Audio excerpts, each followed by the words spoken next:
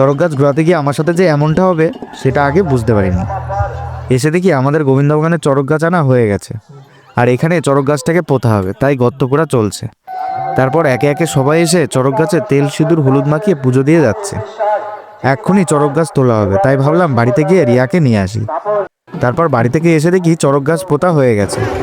এই বছর আমাদের এখানে মোট 5 জন বর্ষি নেবে। এই যে দাঁড়াটার পিঠে দাগগুলো দেখতে পাচ্ছ, এইগুলো আগের বর্ষি ফোটানোর দাগ, আর এবারও বর্ষি ফোটাবে। এখন এই দুজনের বর্ষি ফোটানো হয়ে গেছে, আর ওরা দেখো বর্ষি ফুটিয়ে কত খুশি। এই দুটো হলো আমার খুদে সাবস্ক্রাইবার, আর এরা আমার ভিডিও প্রতিদিনই দেখে।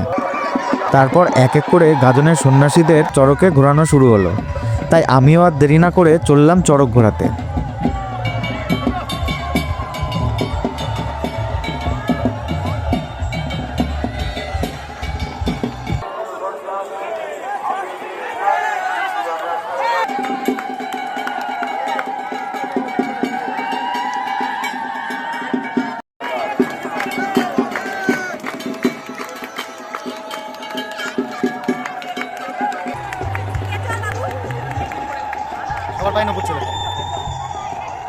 তো কিছুক্ষণ ঘোরানোর পর আমার অবস্থাটা দেখো, প্রচণ্ড জল তেষ্টা পেয়েছিল, আর হাত পাও খুব ব্যথা হয়ে গেছিল।